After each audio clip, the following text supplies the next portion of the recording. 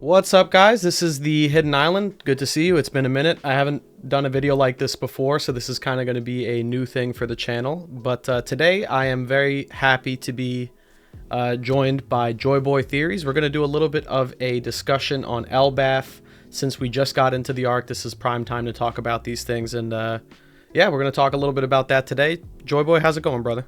Thank you for being on here. It's going, yeah, absolutely, dude. It's you know, it's always an honor to collab with you, and Elbaf is so freaking good right now. Yeah, this is sure, bro. is the time to really get into the nuts and bolts.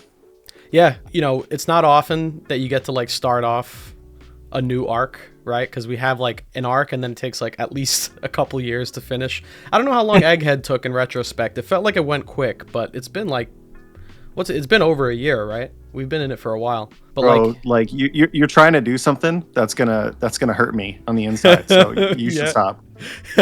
Yeah, I mean, dude, look, when I started the channel, it was when Wano just started, pretty much. We were like just getting into it, and now, I mean, it's been what, like 200 something chapters later. So I don't know. It just feels like a rare thing where I get to talk about a new arc, especially with like another YouTuber. So I'm just very appreciative that you made the time for this. And Yeah, well, you know, it's just crazy to me as well. It's like so Oda's slowing down a little bit. We all know it.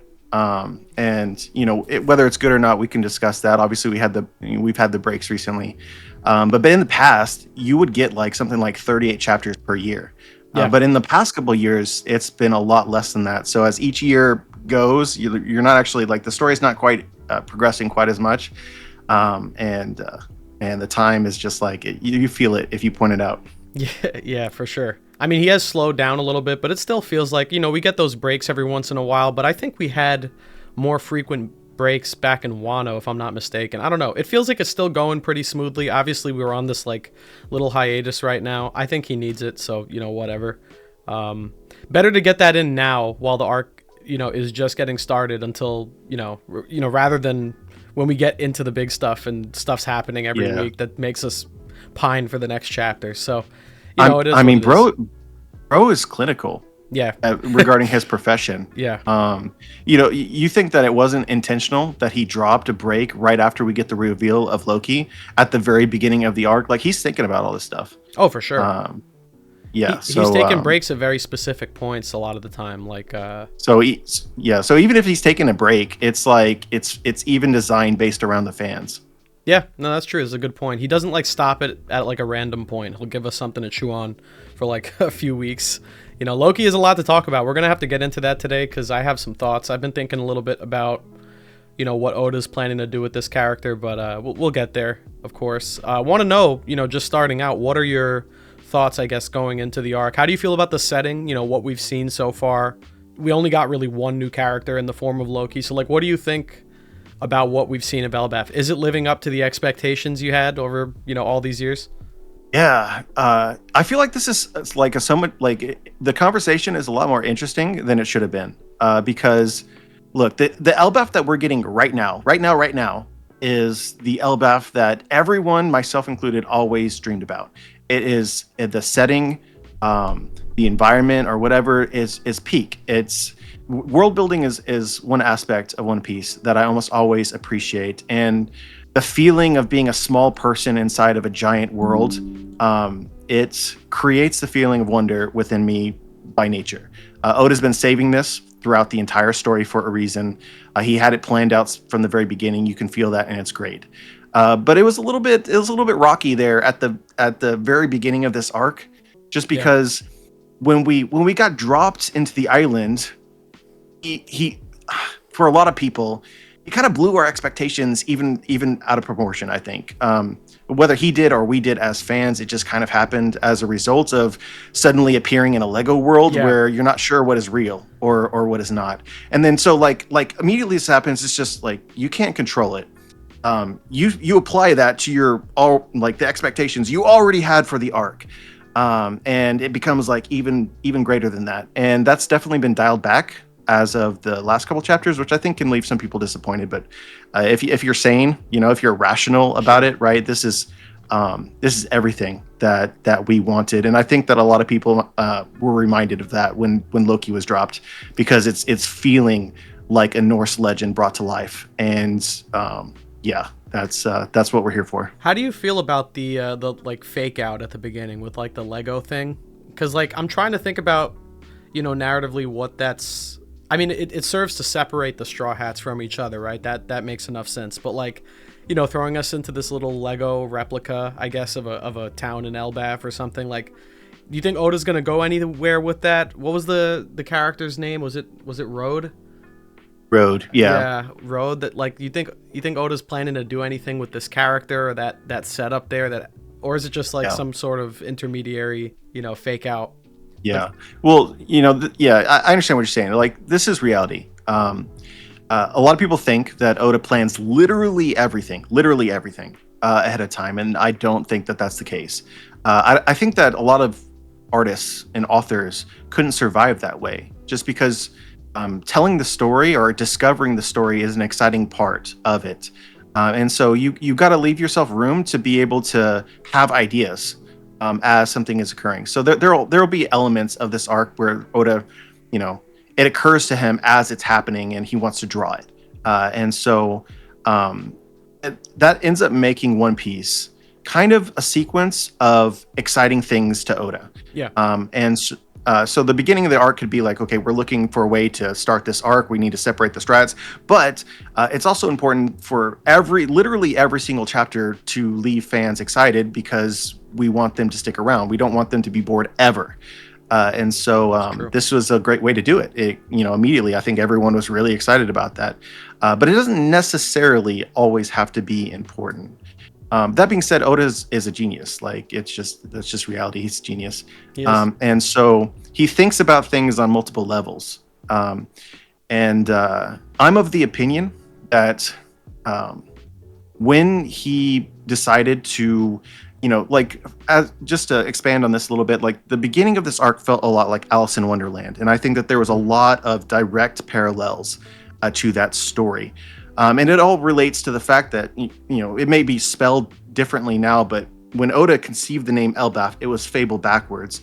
And so fables, stories, myths, legends are going to be part of this arc in some form or fashion. And so I think that by the time that this arc concludes, when we reread it, we'll go back to look at the intro, basically the intro of this arc, and it will have additional meanings to us. And I could go specifically about that, but feel free to jump in. No, I mean that makes sense. The Alice in Wonderland thing, definitely, he's done that before too. He did that with Whole Cake Island as well, because they had the mirror world and the forest, the forest of illusion or whatever it was called, with the talking trees, and I got like Cheshire Cat vibes from what was going on there. I think that Oda is definitely. I think he looks for places to do that in almost every arc, make like little references to the media that has influenced him, and Disney definitely did a lot of influencing on Oda. And this also goes back to, other manga too. We can talk about, Dragon Ball and the influence that Toriyama had on Oda with the, that sort of like whimsical feeling of adventure, especially in OG Dragon Ball, where, there are serious things that happen, but he sprinkles in this sort of like fun or unserious aspect. And I think that's kind of what he was doing at the beginning of the arc to bridge us in, because we just came off of something super heavy with Egghead. It's kind of like I have to add a little bit of levity here just to kind of let people chill out before we get into the next major story beat, because I don't know. I mean, I could make the argument that like we're in the last saga, so maybe the time for that is gone, but I still love it. Even if it's happening now, 1,100 chapters in, we're having these few moments of like, I don't know, just silly character interactions and crazy things happening that we don't totally understand, or, random villain of the week characters are just making trouble for the Straw Hats. I don't mind that. We're going to get the serious stuff very soon. And I think it actually made it more powerful juxtaposing that sort of like Lego, more like funny opener to the arc with that panel of Loki, like trapped in, the snow, just him chained up there. He's like totally disheveled. Dude looks like a menace, if we're going to be real. Loki looks like he's going to be a problem. So I do like that juxtaposition, right off rip at the beginning of the arc. I think that's very cool. Yeah, well, I mean, to expand on what you're saying, like I got this impression in Egghead, not that this stream is supposed to be about Egghead, but I got this impression in Egghead that when specifically with Kuma's flashback, I think that got heavier than Oda really wanted it to, or really likes. That's just my gut feeling, intuition, was that got really heavy, and he was pretty quick to, I think, kind of dial some of those things back. And we just got to remember, like, One Piece is a comedy. Like, it's got all these other elements. I get it, but like that's the panel by panel appeal, most predominant appeal of the series. It's wacky. It's meant to parody, and so yeah. So that's a integral part of the story. And I've said this somewhere else. I can't remember where exactly I said this, but I really hope that like Elbaf ends up being this kind of fun adventure arc, because it's almost like a goodbye in a sense, because there's One Piece appeals in a lot of different ways. The arcs all have like their own flavor to them, but there's two kinds of arcs that I like most in One Piece, and I think that there's like, if you put them up side by side, these are my favorite. One of those is Marineford, and the other one is Enies Lobby and Water 7. And they appeal in different ways.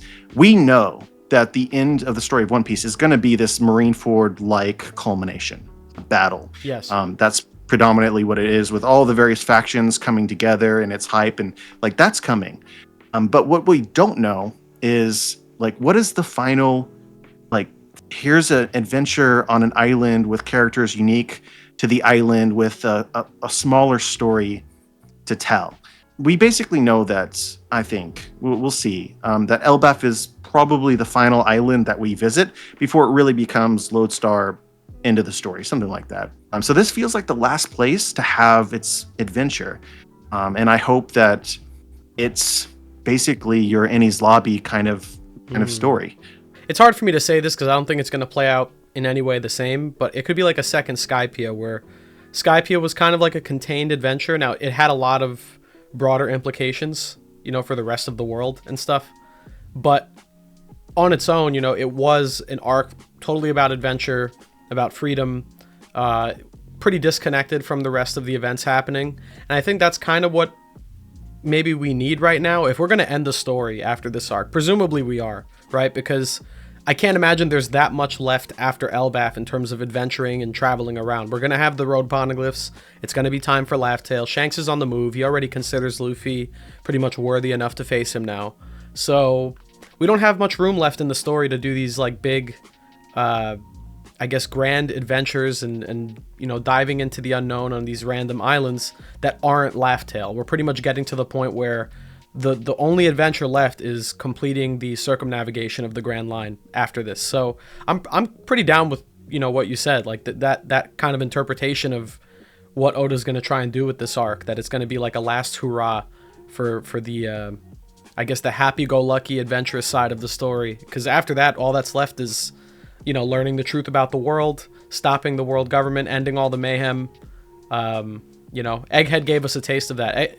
That's kind of what I took Egghead as, because like I'm sure everyone was just like me. I'm assuming you're the same. Like when we went into that arc, no one was expecting a Gorosei, like 5 Gorosei pull up to the island. Absolutely not. No freaking way. I thought it was going to be, seriously, at the beginning, I thought it was going to be 12 chapters. Yeah, me too. That. Yeah, and I'm going to eat my words because I've been saying this about Elbaf for so long. I've been like, Elbaf is going to be so short. It's going to be like a Zoe type of arc. And I don't know, maybe I was wrong. I think I'm wrong about that because Oda's taking his time. Yeah, he's setting this up. Like he dedicated like the first 6 chapters of the arc to stuff that isn't even like that important to like the Lego stuff. Like that threw me off. And then now we have Loki, this big reveal with Loki. He seems to be a more significant character than I think a lot of people anticipated, right? Because when we got the Loki stuff with Big Mom and Lola, I just thought he was going to be some like random, prince on Elbaf, and he wasn't going to be this major character. Maybe if anything like a King Riku type of character. But now I'm getting different vibes. So I don't know. Oda told us with Egghead, we're getting to the end of the story. The Gorosei are here. shit's going down. Like, that arc ended now, and we're on to the next one. This might be the last chance before things get serious to explore those themes. So I thought that Loki would be like Orochi or like a Wapol. Yeah, right. right. And even going back to the silhouette where we saw him, he just looks kind of derpy. Yeah. Well, Yeah. it's funny. That got me thinking. Yeah, the silhouette thing, man. Like, do you think Rox is gonna look different than the silhouette now? Because that's kind of like what I'm feeling. oh yeah. What do you think about Loki though, in general, as a character? Like, so far, is he meeting kind of like your predictions on that? Because you know the name Loki implies a lot, obviously. Absolutely. I feel like an underrated aspect of One Piece is how quickly Oda is able to establish characters with nuance that make them unique. I was excited about this from the beginning, and I wasn't sure how much to buy into it, but now I'm fully buying into it. Is you name a character after Loki, it carries expectations. Loki, from Norse mythology or from popular culture, is an iconic character. When that name shows up, you know that there's certain traits that are associated with that are really exciting. It works, and it has worked throughout history. That's why these stories were passed down in the first place. And we get that like almost immediately. Like in the last chapter, you can see that he's egotistical, he's spoiled, he's deceptive, he's clever in a way. You can break that down of how he's manipulating Luffy or trying to find an avenue to exploit him. So and all of those things, right? Exactly, all those things check boxes. Yeah. But there's like nuance to this conversation as well, because Loki is not a bad guy. Like Norse mythology, pop culture, Loki is not a bad guy. He's a complicated guy. And if Oda includes those elements into the character in One Piece, we could be talking about just another character that people eventually call one of their favorite. I think. Yeah, no, I see the makings of a great character here, just in terms of design alone. I know it's kind of weird to say that, because like Oda has a very wide palette of designs for his characters, but whenever he draws a character with that sort of, I don't know how to describe it, like that serious factor, or like he doesn't make their design silly, because he tends to do that with a lot of characters. He'll give them this absolutely ridiculous, laughable design. And those are characters that I guess Oda's telling us visually, like, they're more like fun characters, right? They're not characters that are going to be, I mean, maybe there's some cases where I'm wrong about that, but for the most part, they're not characters that you either want to be worried about or wondering about, or there's a mystery around them. But then you have characters like King, who get these very distinct, very cool looking, more serious designs that, Oda's not playing around with this character. Katakuri. Yeah, Katakuri comes to mind. Mm-hmm. Exactly. I get that same vibe, like that same exact type of vibe those characters give. Loki gives me that too. So I'm anticipating, a complicated, like this has to be a character with depth. He's going to have depth. He's going to be explored over the course of the arc. Whether or not he's a villain or an anti-hero, that kind of remains to be seen. But I don't know. I mean, there were parallels there. I saw Mr. Morge talking about this, but like Loki being jailed up and like chained up and stuck there is kind of similar to when Luffy met Zoro, right? Because Zoro promised Luffy that if you let me go, I'll take out anyone that you want. I'll take out whatever pirates you want. And Loki pretty much offered the same thing. I remember when I saw Morge say that, it kind of put a light bulb off in my head that hey, maybe Oda's either going to do an inversion of this where Loki is actually, like, Zoro wasn't the demon that people thought he was when Luffy went to free him, but Loki might be the inverse, where he is that type of person. He is a bad person. You don't want to free him. And because Luffy has a precedent of doing that, I think it would be ironic if Luffy, the character who is so well known for freeing people from bondage and prison and all these things, does so in this case with Loki, either intentionally or unintentionally, and that for once has negative effects. This is a person you don't want to free. So I think that could be interesting. I think that could be a way that Oda takes it. Alternatively, Loki could be a decent guy and maybe help Luffy out. Like, one avenue for that would be, let's say Big Mom shows up to Elbaf for, the third arc in a row. Big Mom is back. And we know the whole history with Lola and Big Mom's infatuation with the giant race. There could be some exchange there with Loki and Big Mom, and maybe he takes Big Mom out, and that's Luffy and Loki teaming up to take out Big Mom. So there's a lot of ways it could go, and I think that's one of the most interesting things about this character is that he's so up in the air. Whereas a lot of other characters, they either look overtly evil and you know they're going to be a problem, or they're clearly good guys or funny characters and you know not to worry about them. Loki is sending mixed signals for me, and I'm not exactly sure what my read on him is yet, especially with his history, you know? Yeah. Yeah. Well, I mean, most characters have a funny element anyway, so there can be a bit of trapping there. You know, even like Doflamingo, right? Intimidating as heck, wears a flamingo costume. Yeah, he makes it look good. Katakuri, you know? Yeah, you know, suddenly we have Marienda going on. But I think that with Loki, there's a lot of possibility, and I find it hard to imagine a way in which Oda can go wrong here. If he's just, you know, if he's the villain of this arc and that's how that plays out, people would love that just because of the intimidation factor that he brings. That might be part of the reason why Oda designed him that way, just knowing that this is kind of an element that was needed for this arc. Sure. On the other hand, I think that, you know, there's opportunity for Loki to be understandable, and for Luffy to convince him that you know his philosophy isn't necessarily right, and to, you know, ultimately he's a good guy. I really question his backstory, quite honestly. The Giants talk about how he was, you know, this cursed child. The impression that I get is almost from the moment that he was born, the Giants did not like him, and there could be reasons for that. You know, there's be like, you know, like a random thought that I had at one point in time is like, what if, like, we don't see where the queen of Elbaf is, right? We know that there was a king that he killed. We know that he has a brother. Where's the queen? She's dead. He didn't kill her, or at least that's not what people say. What if we have a Tyrion Lannister kind of situation where she died when he was born, and that's just a bad omen. These are religious people. And I think, you know, comparisons, I'm not saying that Oda necessarily made this comparison himself, but I think it's fitting because Tyrion Lannister is also a Loki-like character. Yes. Just in, you know, his personality, and how he impacts the story, and how he's received. He's also well-loved just because he has depth and he's clever, and no one's going to outthink him.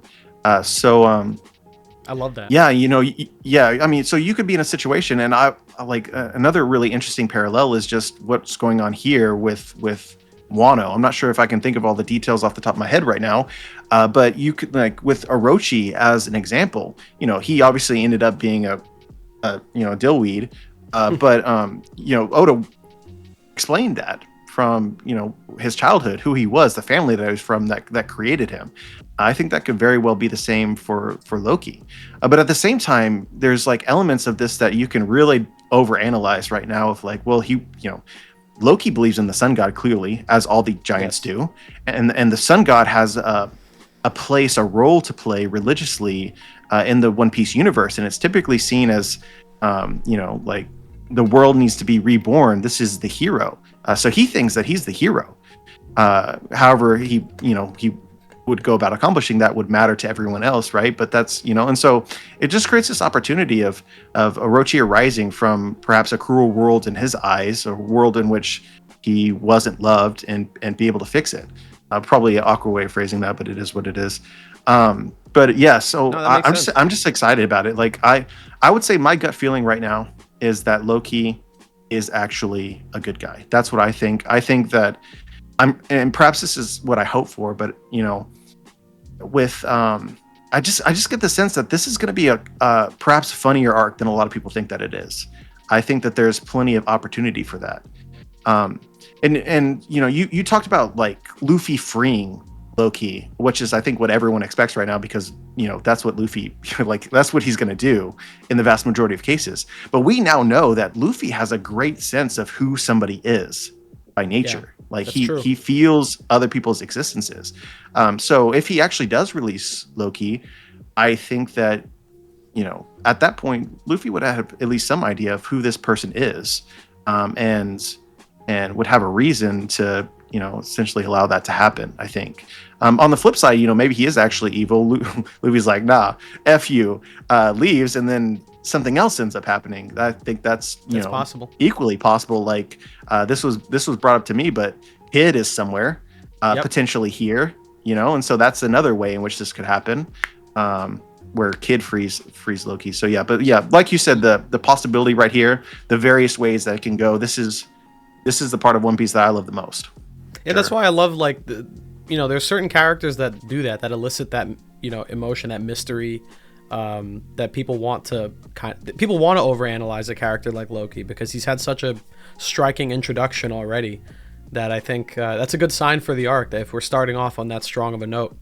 To me, I'm expecting big things from Elbaf, probably bigger things than I originally did, ironically, considering this is the land of giants and it's been like foreshadowed since chapter 100 whatever.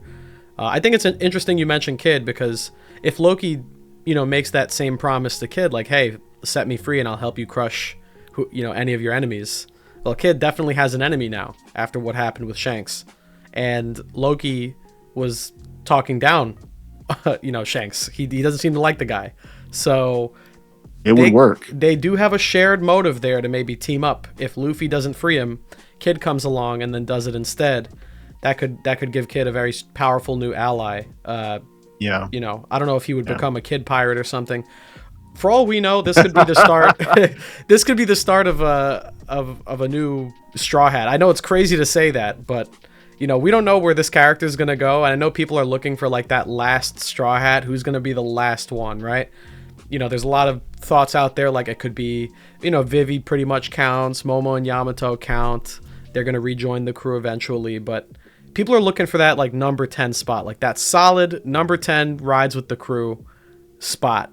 And you're not going to get me. I'm sorry. I'm not going to get you. Carry on this conversation for hours. I'm not going to buy into this. No, I refuse. No, I mean, look, I'm just thinking about it. Oda likes to write his stories in like a mirror kind of way. We started off the adventure by freeing Zoro from prison. We could get the last Straw Hat by freeing someone in a similar way. No, look, I'm not putting my chips on that. No. I'm just throwing it out there. Think about it. You can believe what you want, but I'm sorry, but I can't be a part of this. San Juan Wolf needs an opponent, dude. He needs an opponent. I don't know who it's gonna be. People have said Nico Robin because she can make like a giant version of herself, but I don't know, man. Look, I'm not gonna push this. I know it's hard to believe. I don't necessarily believe it myself, but I've just thought about it. We've had crazier introductions to crewmates, or things like that. There's a chance. I don't know. I also think that Usopp kind of fills the role. Yeah, I mean, it would be cool. Because it's hype as shit. It would be so hype. Yeah. I don't know. Imagining him sitting on the ship, they're sailing. He would have to like walk alongside the ship. I don't even think it's possible for him to actually get in. But I don't know. This character is cool. I just want things to happen with him, so I'm just letting my imagination run wild with the character. Yeah, we'll be looking back on this a year from now. Yeah, it is my job to just nominate like random characters for Straw Hat, isn't it? Welcome to being a YouTuber. Right? When you sign up, right? Yeah. Term number 1. Yeah, I mean, look, if it's not anything else, it's entertaining. So. It's just fun to think about. Well, speaking of which, actually, I want to ask you, because this is something I've heard people talk about or float ideas around for, but I want to know what your thoughts are on the devil fruit, right? Because supposedly Loki ate a devil fruit, or the devil fruit that Hiruden was supposed to get. I think it was implied that he ate it already, right? He didn't just take it or something. He ate it, so he has some powers. I was told in the Japanese translation, it more precisely explained that he actually did eat it, and he didn't just steal it. What do you think about that? Do you because this is a legendary power, apparently. Do you have any thoughts on what that could be, or connections to Norse mythology? Absolutely. Hit me. So, I mean, first off, this is another way in which your imagination can just run wild, and there's no wrong answer. There's none. Assuming that it's cool, and I bet that it would be. A lot of things work. I think this is clearly a mythical zone. This is a devil fruit of legend. I think that you should put it on the level of the Gomu Gomu no Mi, or the Nika fruit. Yeah. just like this is clearly a devil fruit passed down specifically in Elbaf that is a part of prophecies relating to Joyboy or the sun god. And it's got some role to play or some similarity to it in some form, and has been used as a weapon for Elbaf all the way since the Void Century, and that carries a lot of promise. Mm-hmm. I think probably the most persuasive argument I can make right now is that when Kaido was introduced, a lot of people speculated based on a lot of details that he was a dragon, but one of the like core things which created that idea is Kaido's tattoos. Like the moment he was introduced, it had scale tattoos on him, and a lot of people thought like, hey, is this foreshadowing of some kind? Now it wasn't just that. There was like steadily clues throughout the story that made that theory make more sense. But we also have tattoos for Loki. They're like wings, or it looks something like wings, and I feel like that's not random. I feel like this is potentially something that could be a clue as to what he is. I think that you can also look at this from Loki Norse mythology. I feel like that's the thing that we should be doing right now because he's named Loki. Yes. And it should be related to Norse mythology, basically. Like Loki led the forces of chaos against the gods. And so you should be thinking about the creatures that were aligned with Loki from Norse mythology. There's also an association between Loki and fire, just as a god. It's not necessarily true, like canon true from Norse mythology, but that's just something that's existed in pop culture. Okay. And I think that's also ended up being true in the Marvel movies, which I think is also something people should look at as like Oda being influenced by the Loki from Marvel specifically. But so that could be an element of this as well. And lastly, I think that it should make sense that Loki sees himself as the sun god, and that this fruit has something to do with that. Like the impression that I get from the story is that by eating this fruit, like that was a big deal. Like that's something that he specifically did, and then now firmly believes himself to be the sun god. So like there's like a correlation, a connection between those two things. 100%. So the first idea I think that makes a lot of sense to me is Surtur, the fire god, or the fire giant, ice giant, I guess. But this was this actually played out in I think the first Thor movie, where I think it's the first Thor movie where Surtur showed up. But it's basically like this giant fire demon, and was one of the most pivotal characters in Norse mythology, and one of the strongest, and ultimately was the one I think that proved the difference in defeating the gods. So this is this giant thing that you should think of. We have a giant sword in Elbaf already. Like you see the sword in the island itself, like going through the trees. Why is this sword here? What is it? Who wielded it? I think is a legitimate question. And so I kind of connect these two things, and how amazing would it be if there was a mythical zone Surtur devil fruit that made Loki a giant even bigger, because that sword cannot be wielded by regular giants. It's like it's on another level entirely. So maybe there's some lore there with the Surtur fruit being within Elbaf since the Void Century, and that being the sword of whoever wielded it during that time. But I think going back to the tattoos and the wings, there's like this like weird dragon thing going on in Elbaf. There's if you look at, for instance, Hadruddin's mainsail of his ship, you see a dragon there with and it's wearing his helmet. That's interesting. If you go to like Shanks's ship, which I think that a lot of people believe that there's a connection between Shanks and Elbaf, he's got a dragon figurehead on his ship. There could be some dragon lore related to Elbaf. I think this is also interesting considering Kaido as well. And just the world government's experiments on dragons. So if you're looking for a Norse equivalent of a dragon god, you'd be talking about I'm probably pronounce this wrong, like Nidogre? Yeah. Nidogre. Yeah, I think that's how it says, Nidogre. It's like the little serpent dragon thing that's like underneath the earth. Exactly. Yeah. Yes. Yeah. I was thinking that too. That crossed my mind. I was like, oh, because this this is the creature that lurks at the bottom of the world, and that's where Loki is chained up right now. Right? It's at the roots of the tree. I'm pretty sure that's what the lore is. Yeah, and I think that would be really cool on multiple levels as well, just because like there was an interesting relationship between Joyboy and Kaido, where you're left at the conclusion of Wano thinking that maybe Kaido sees himself as like an evil version of Joyboy. He wanted to believe in Joyboy, but believed that Joyboy was the strongest person, and Joyboy never appeared. He was the strongest person.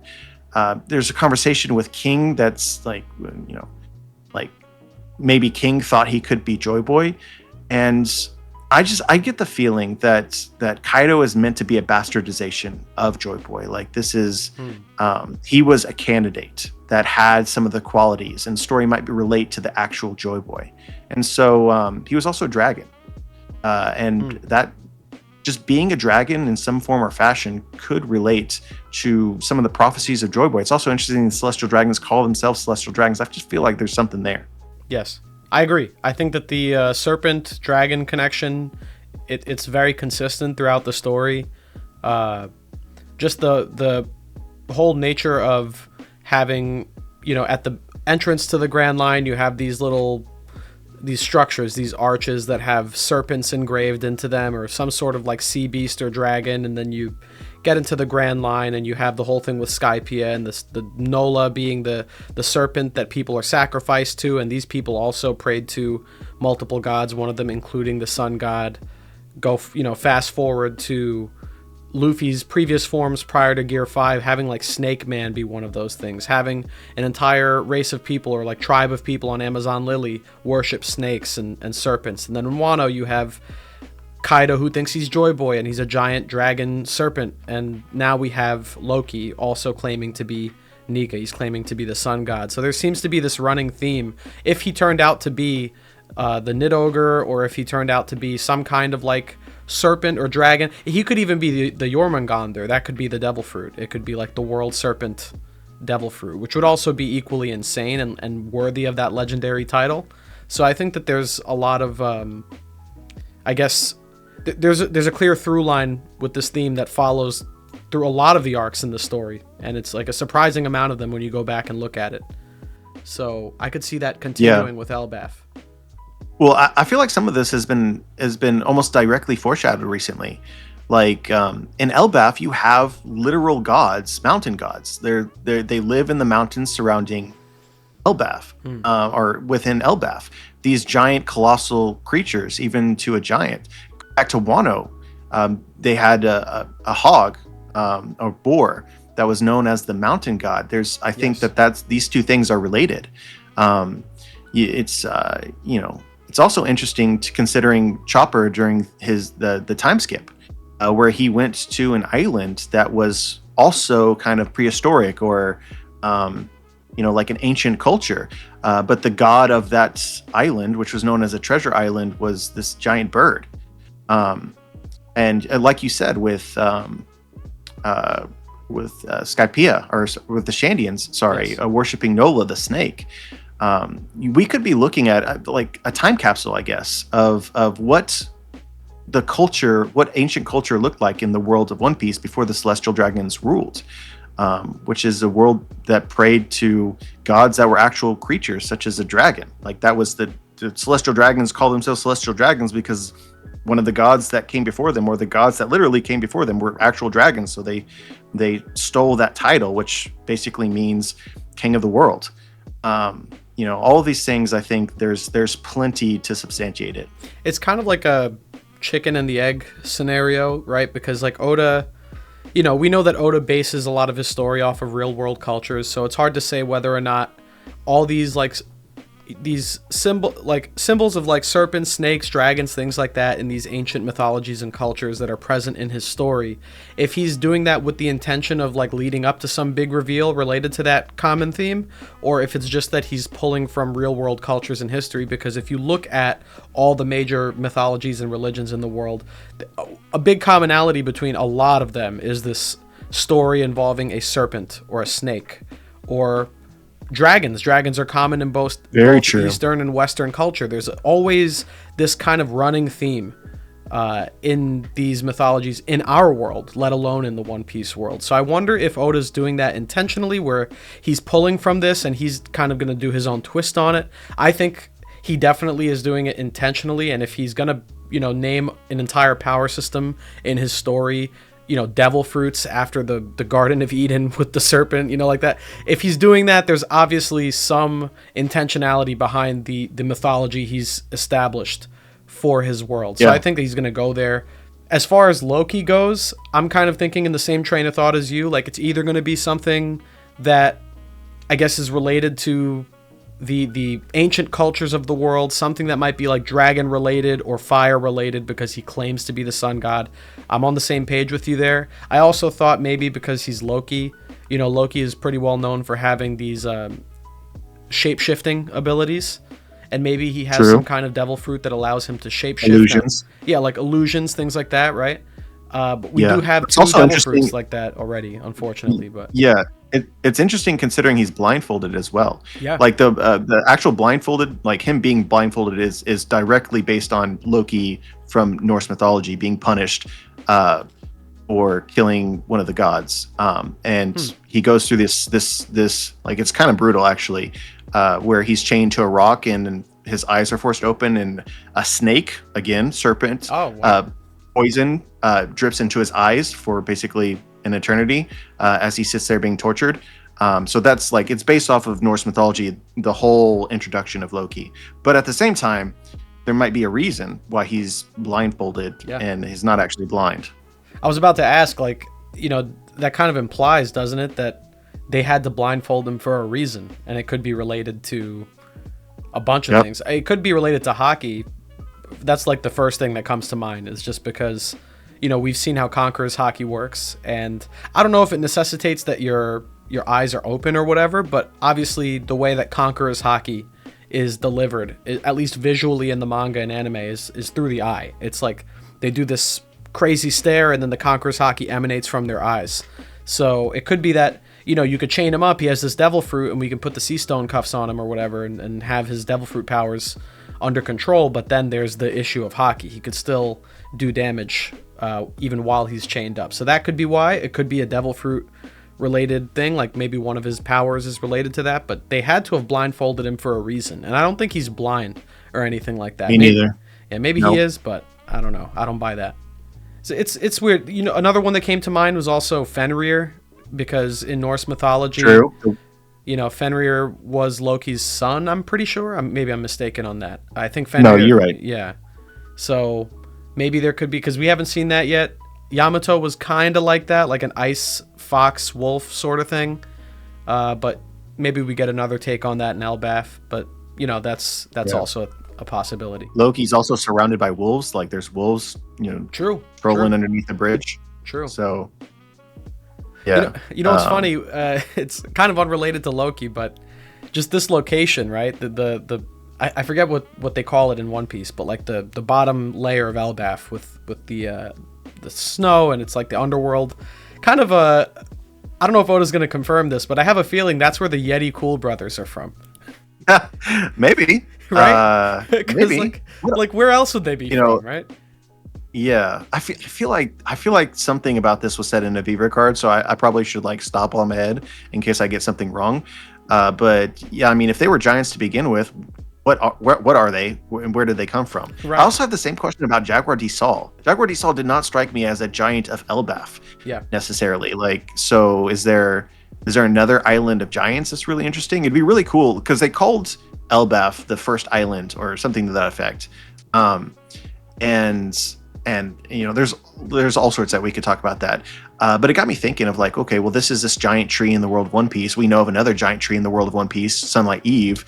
If like basically humanity started in those two trees, and so basically there's like two factions of giants that existed originally from both of these trees, and Sunlight Eve has just now been basically destroyed. The giants that were originally from there, but yes, unrelated side note. That's a really good point.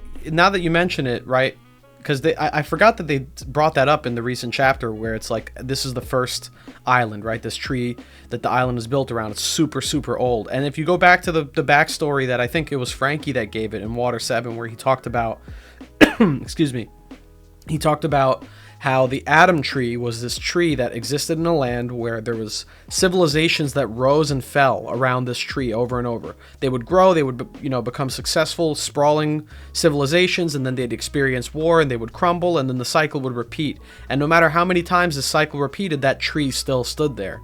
So it's very possible that, the giant homeland or the war land of Elbaf was not always the land of the giants. It might have belonged to another civilization at one point that fell before them, and it's the Adam tree that kind of withstood that test of time, but unlike the civilizations that surrounded it. So I think that's an interesting point as well. I kind of forgot until we just brought this up that Frankie said that. Yeah, thank you. That's actually, why I'm here. Yeah, that's a good point. Let's go down the rabbit hole, man, because I'm getting excited. This excites me. So you can think about it on another level as well.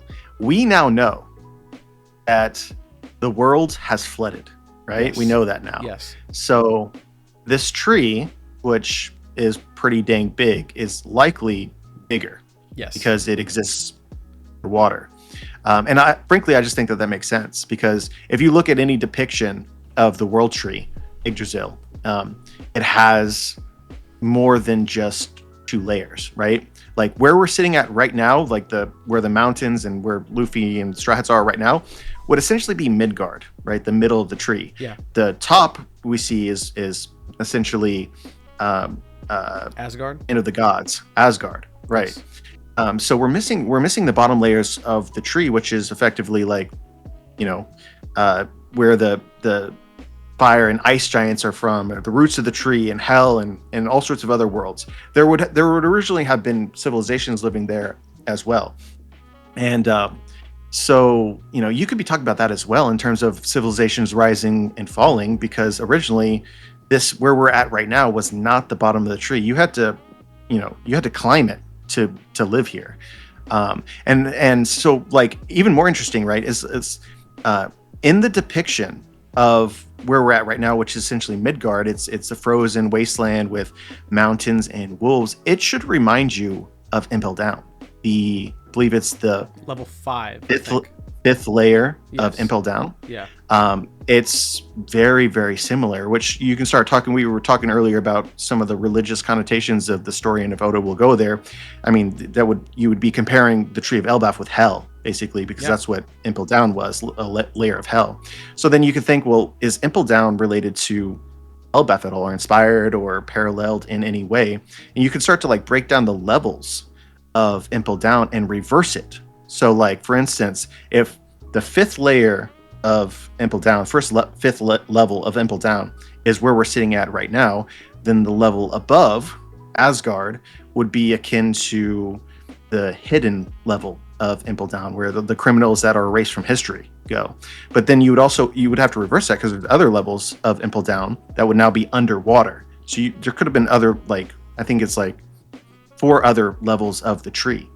And so to tie this back into something that we've already talked about is the symbol that's on, like the symbol of Impel Down that all the jailers wear, and is on the building itself, which is wings. Yes. Just like the tattoos on Loki. So like Oda could be cooking something. He could. No, that's actually a good point. And I actually forgot to mention earlier when you brought this up, but I love the idea that the tattoos are some kind of indication about, what the character's power might be. The Kaido comparison there, that's very important, because his tattoos were kind of like koi fish scales, if I'm not mistaken, or like dragon scales, kind of.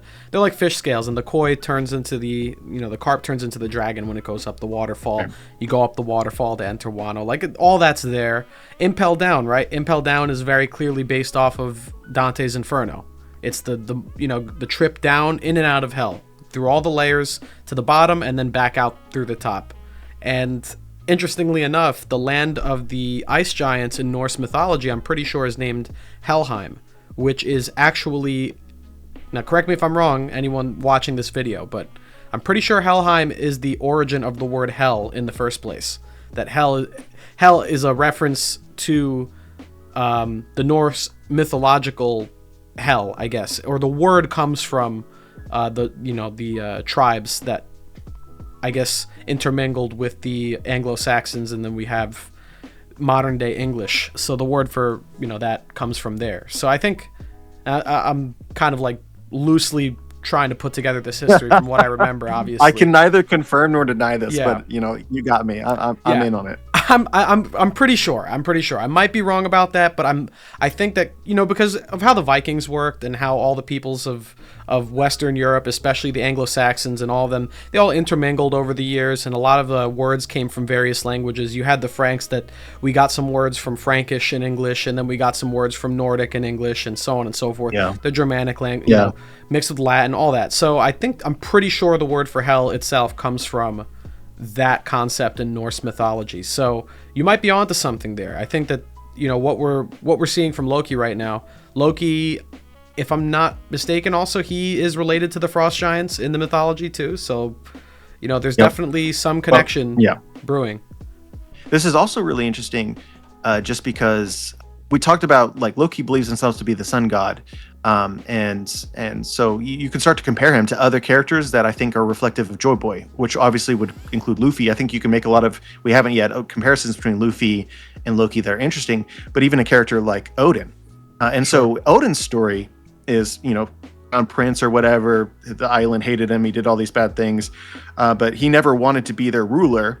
And the first moment that he could, he left. Absolute first moment that he could.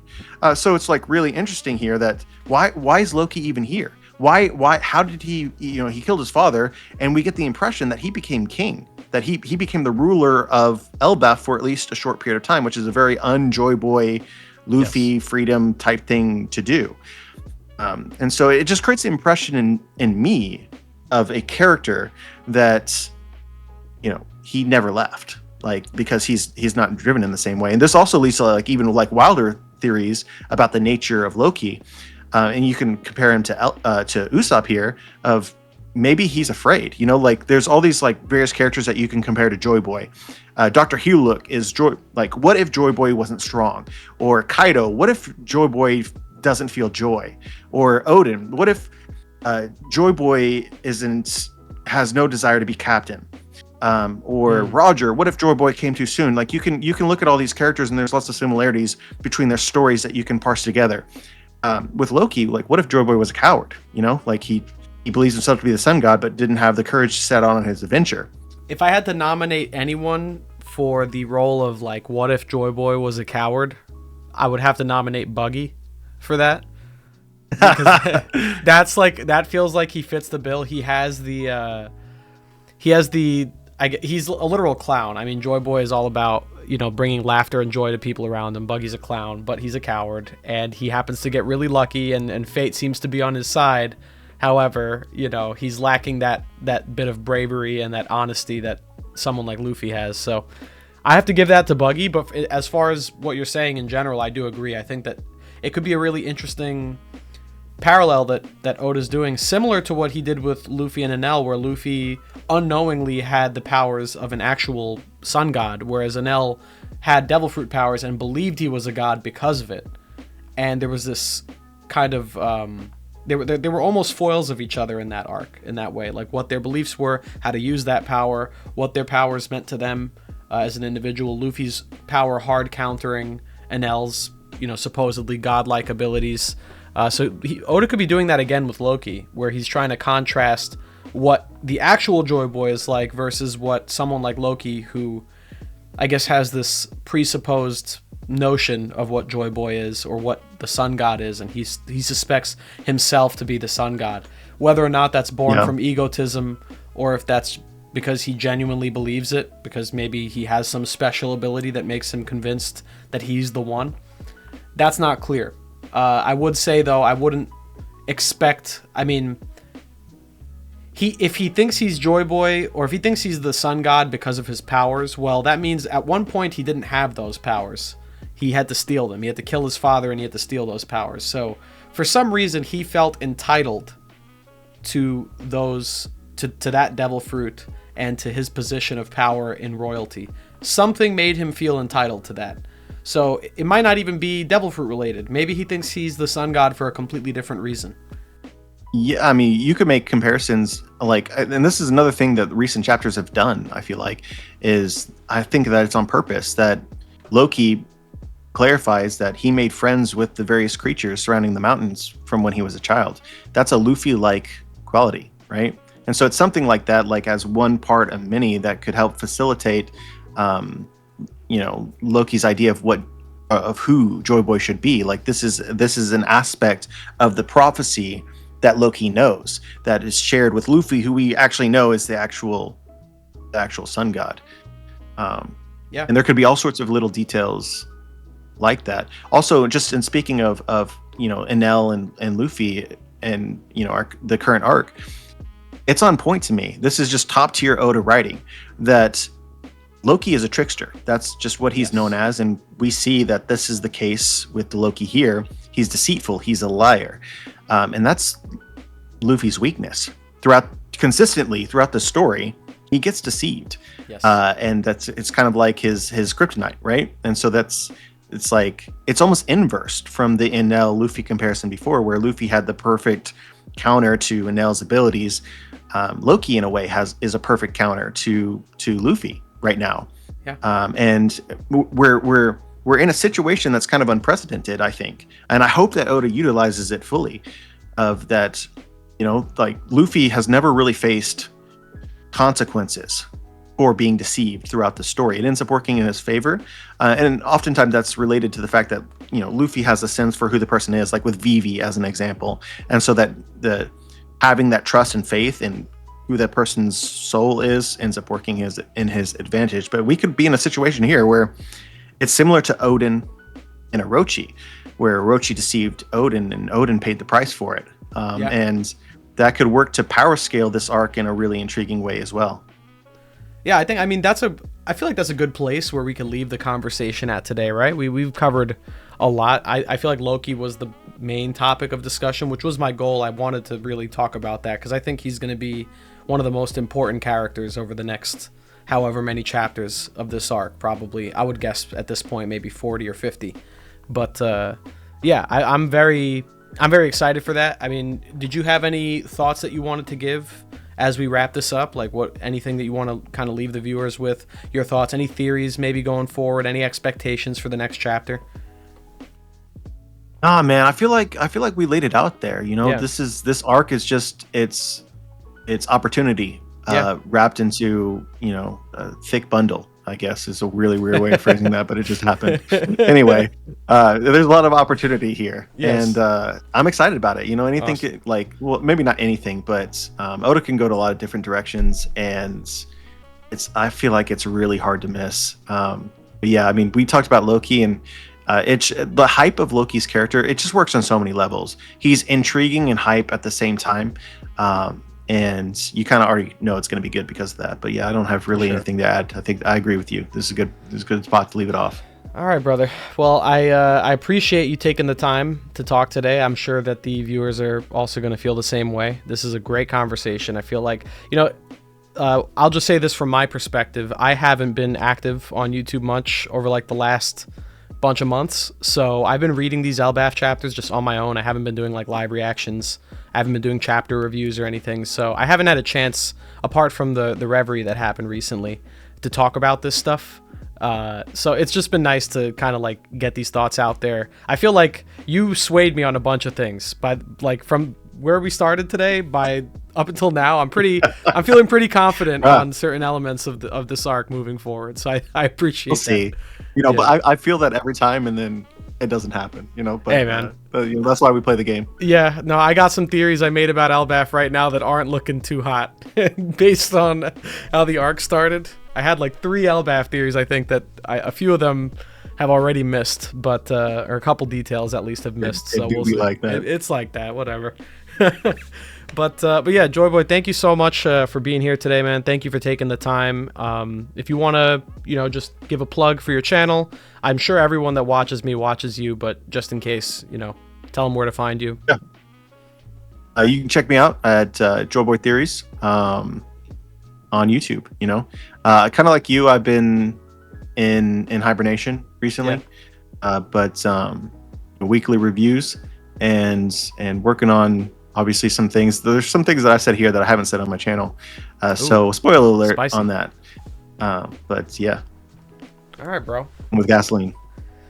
All right, guys. Well, that is the man himself, Joyboy Theories. Absolutely great theorist, great channel, makes great videos. I used to watch him before I made my own channel, so you know this is a as ringing of an endorsement as I could give. If you don't watch him, go watch him. He has great thoughts and theories on this story, and yeah, that's a good conversation today. We're gonna wrap this up. I'll see you guys next time. Everyone out there, have a great rest of your day, a good night, and a wonderful romance dawn. Thank you for watching.